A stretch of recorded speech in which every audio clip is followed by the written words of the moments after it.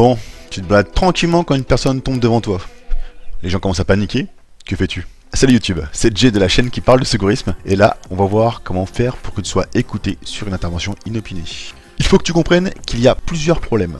Le premier, c'est toi. Soit t'es jeune, et pour beaucoup, la jeunesse rime avec inexpérience, ce qui n'est pas vrai.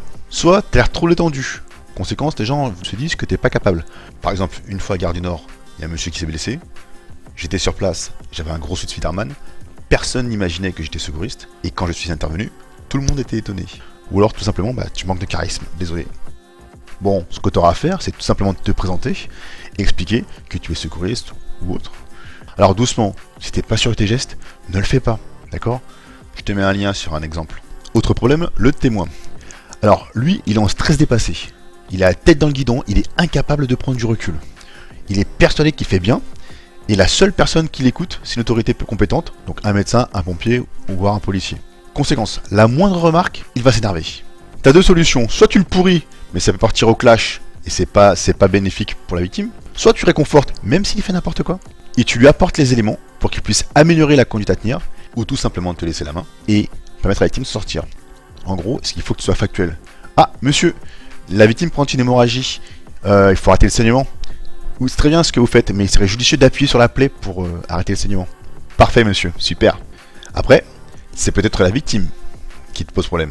À ce moment-là, fais-la participer. Oui monsieur, vous avez bien vu la plaie là? Vous voyez que ça saigne? Il n'y a rien dedans. Ben appuyez dessus, vous allez voir, ça sera parfait. Super monsieur. Et le dernier, le témoin. Bon alors le témoin, c'est simple, il faut lui donner une fonction. Tu lui proposes d'aller attendre les secours à l'entrée, d'aller chercher un téléphone, bref, donner une fonction pour l'occuper, comme ça il te laissera tranquille. Au pire, il est embêtant, propose-lui de faire le geste. S'il sait pas faire, il va te laisser faire. Donc, clairement, toi, te prends pas la tête, reste calme, propose ton aide dans la mesure du possible, si tu peux aider, d'accord? Au pire, appelle les secours. Aide la victime, le témoin, quand ils sont perdus.